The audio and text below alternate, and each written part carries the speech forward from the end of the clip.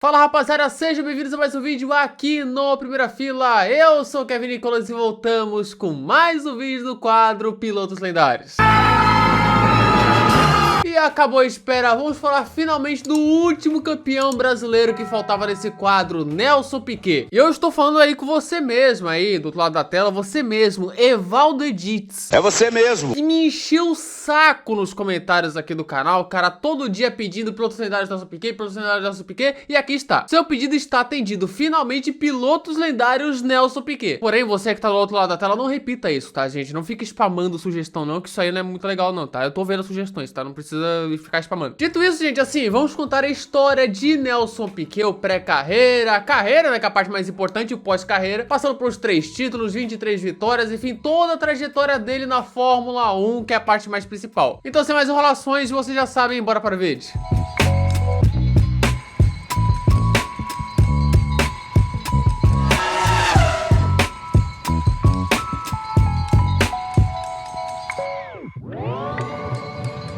Nelson Piquet Sotomayor nasceu no dia 17 de agosto de 1952 na cidade do Rio de Janeiro. Filho de Clotilde Piquet e Estácio Sotomayor, ambos pernambucanos. Seu pai, Estácio, médico, chegou a ser deputado federal por Pernambuco e foi ministro da Saúde no governo de João Goulart. Ele veio a falecer em 74. Além disso, Piquet tinha 2 irmãos, Alexis e Geraldo, e uma irmã, Jerusa. Apesar de nascer no Rio de Janeiro, ele se mudou em 1960 para a recém-inaugurada capital Brasília, pois seu pai obviamente era político lá. Ou seja, se mudou de uma capital para outra. Estácio queria que o pequeno Nelson fosse tenista, jogador profissional de tênis. Piquet começou a praticar o esporte aos 11 anos, ganhou alguns torneios aqui no Brasil e chegou a ganhar uma bolsa nos Estados Unidos, lá em Atlanta. Porém, ele não achou aquilo tão empolgante, tão emocionante, sabe? Apesar do carinho pelo tênis, que inclusive inspirou o design de seu capacete. E quando voltou ao Brasil, se apaixonou por outra coisa: os carros. O seu pai não gostava de corridas, até porque seus outros 2 irmãos sofreram acidentes. Mas ele era insistente e começou a participar de corridas de kart, não com o sobrenome do pai, Sotomayor, e sim com o sobrenome da mãe, Piquet,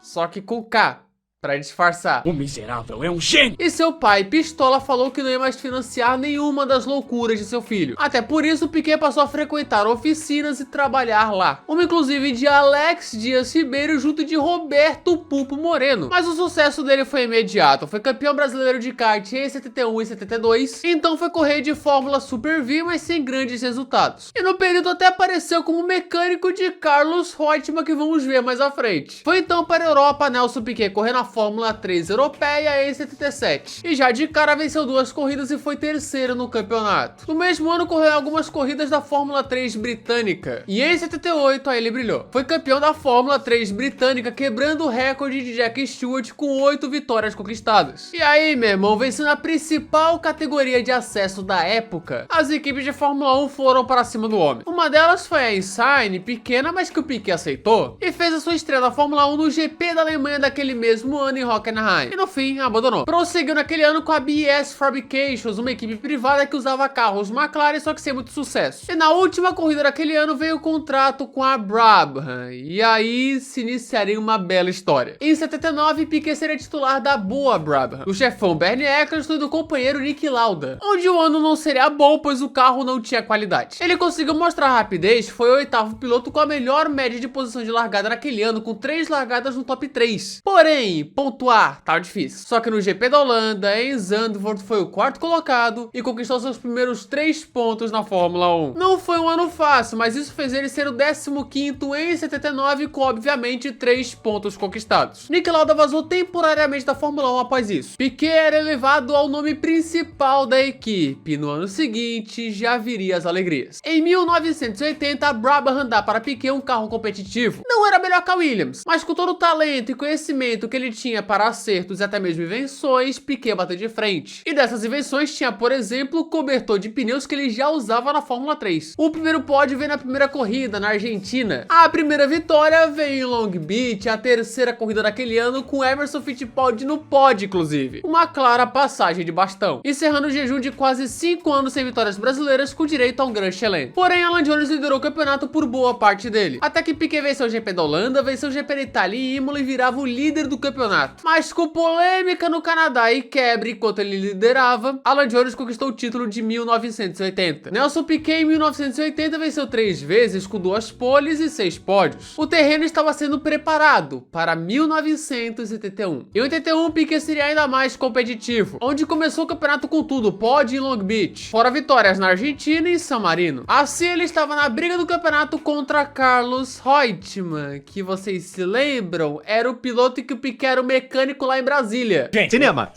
Reutemann liderou praticamente toda a temporada, até que Piquet começa a reagir na meiuca europeia. Emplaca 4 pódios em 5 corridas, incluindo uma vitória no GP da Alemanha em Hockenheim, e toma a ponta pelo desempate no GP da Holanda. Só que com o 6º lugar dele, o 3º de Reutemann em Monza, o argentino ficou com a faca e o queijo na mão para o título. Só que uma pipocada homérica de Carlos Reutemann sem pontuou no Canadá e Las Vegas, Piquet conquistou 4 pontos nessas 2 provas e se sagrava campeão mundial de 81. O 2º campeão brasileiro na história e seu primeiro título na categoria. Não foi com o melhor carro, mas com talento dentro e fora das pistas, ele levou. Nelson Piquet era campeão mundial com 3 vitórias, 4 poles e 7 pódios. Porém, essa história estava apenas começando. O 82 já foi um ano mais complicado. Os motores Ford e Cosworth davam lugar aos motores BMW. O momento marcante foi a sua vitória no GP do Brasil em Jacarepaguá, com aquela cena do desmaio no pódio, e no fim veio a desclassificação pelos famosos tanques de água no carro, que gerou aquele boicote em Imola. Outra cena marcante foi o Sonky Salazar, que bateu nele enquanto liderava. Mas o ano dele teve uma pole, 2 pódios e uma vitória brilhante no Canadá. E muitas quebras. Com isso, o P11 no campeonato atrás do companheiro Patrese na tabela e fim, decepção. Mas em 83 o brasileiro voltou aos trilhos. O carro já era mais confiável e de cara venceu a abertura em Jacarepaguá. Finalmente Piquet vencia em casa, vencendo o Brasil. Depois disso conquistou 4 pódios até o GP da Holanda. Porém, Prost liderava com 14 pontos de vantagem para ele com 4 corridas para o fim. Só que no GP da Holanda, após bater entre Prost e Piquet, tudo mudou. O brasileiro venceu na Itália, venceu também em Brands Hatch, e graças a uma quebra do francês e Kyalami, Piquet foi o 3º e se sagrava bicampeão mundial. Uma temporada histórica de uma das maiores viradas da história da Fórmula 1. E novamente, campeão sem ter o melhor carro daquele ano. Era muito competitivo, só que não era de fato o melhor. E com a genialidade sendo o reabastecimento que foi um fator para a Brabham naquele ano. Só que veio 84 e de volta veio os problemas. Piquet foi imensamente rápido, conquistou 9 poles naquele ano, a maior marca de sua carreira. De fato, uma insanidade. Porém, de novo, quebras e mais quebras. Eu não aguento!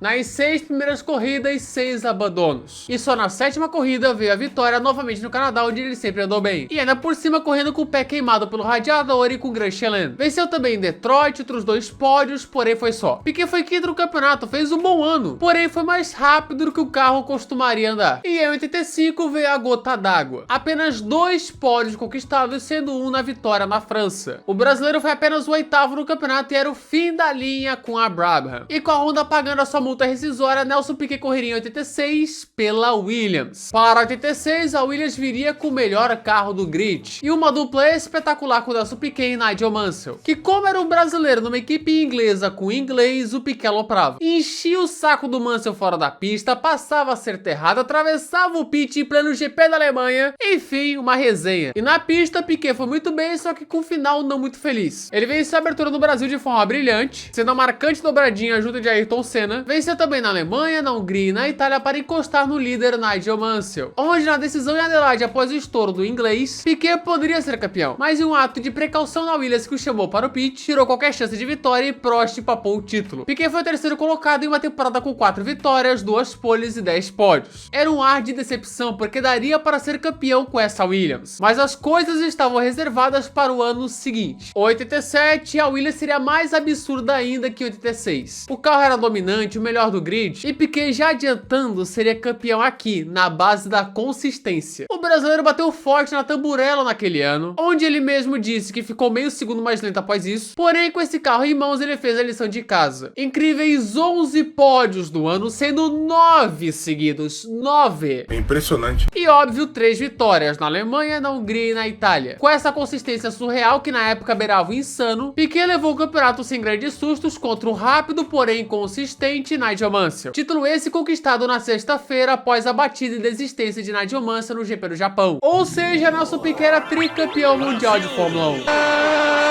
o maior campeão na época da história do Brasil na categoria, onde ele nunca foi campeão no domingo. Como? Em 81 e 83 ele conquistou o título no sábado. Em 87 foi numa sexta-feira. Um ano mágico diferente de outros anos, com domínio, com tranquilidade. E mesmo sendo famoso brasileiro numa equipe inglesa contra o inglês, ele fechou o ciclo com chave de ouro. Nisso vamos para 88, onde ele estava de equipe nova. Piquet saía da Williams para ir para a Lotus, que era competitiva, mas a partir dali foi só ladeira abaixo. Piquet pelo menos saiu de bolso cheio com um contrato gigantesco, um absurdo salário de 5 milhões de dólares por ano na época, fora os bônus. Na pista começou a trajetória bem, 2 pódios nas primeiras 2 corridas, mas depois, meu amigo, ai, só por Deus, ainda pegou um pódio na saideira em Adelaide, mas foi só, 6º no campeonato, que pela circunstância até que foi um bom resultado. E em 89 foi pior ainda, e o tricampeão pela primeira vez desde 79 passou a temporada zerado em pódios. 8º na tabela já com seus 37 anos, e aí ficava a dúvida, o Piquet tá acabado para a Fórmula 1? Bem,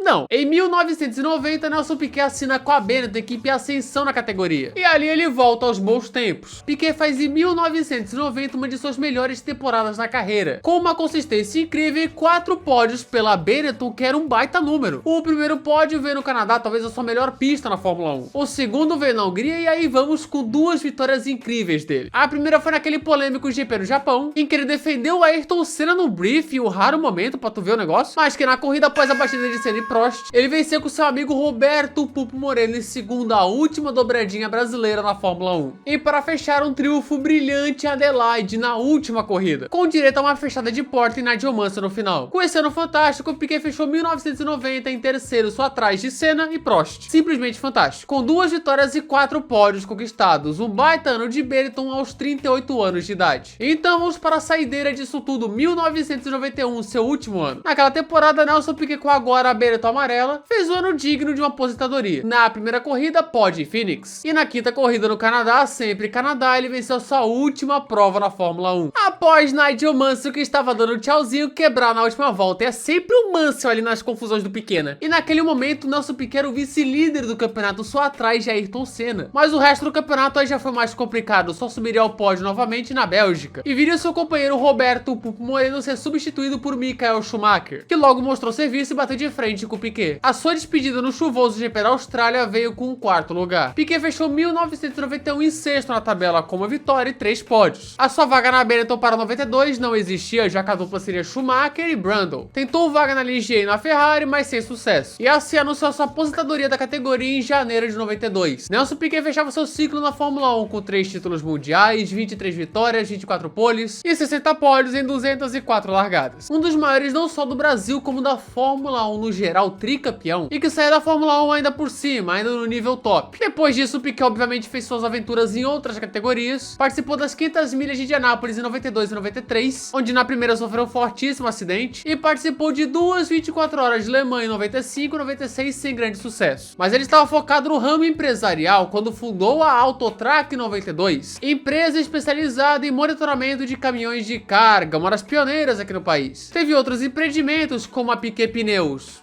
que vende pneus, a Piquet BMW, que vende BMW, a Piquet Sports, que era uma equipe de GP2, mas bicho, o pós-carreira do Piquet, ele sempre foi desbocado, como dá pra ver nesse vídeo aqui, que é uma obra de arte, inclusive. Só que no meio disso ele falou alguns absurdos, alguns crimes, inclusive. Algumas falas polêmicas envolvendo Ayrton Senna, por exemplo, bem infelizes, por sinal. Teve a polêmica de racismo envolvendo Lewis Hamilton, onde chegou a ser banido por um tempo do paddock da Fórmula 1 por conta disso. E teve outra quando ele falou do campeonato de 2016, que é pior ainda. E tô falando aqui só por cima, porque se for escavando, tem infinitas polêmicas e problemas graves envolvendo Nelson Piquet. Como piloto, um gênio inquestionável. Como pessoa, aí o negócio fica mais complicado. Ele teve 5 casamentos com Maria Clara, Silvia Thamsman, Caterine Valentim, Viviane de Souza Leão, e hoje é casado com Christian Calegari. E nisso teve 7 filhos, incluindo os pilotos Geraldo, Pedro e Nelsinho, esse o mais bem sucedido, mas que, né, teve umas paradinhas lá em Singapura. Kelly Piquet, que hoje namora Max Verstappen, além de Júlia, Marco e Laszlo. E por fim ele torce para o Vasco da Gama. Inclusive já ergueu a bandeira ali numa ida Interlagos, Vasco. E esse foi o piloto lendário de Nelson Piquet. Aí, gente, se você gostou desse vídeo, se inscreva aqui no canal, ative as notificações, clique no gostei, espalhe esse vídeo com a galera, cara, que ajuda demais. Na descrição tá o nosso Discord, tá? O Instagram primeiro foi F1, o Twitter que é Felipe F1, que é o meu Twitter. Os membros aqui também, se quiser virar um pontozinho de membro aqui embaixo, tá? Se quiser show, se não quiser, beleza. Sugestões, comentários. É nóis, PorocBR, comentário fixado também. E falou!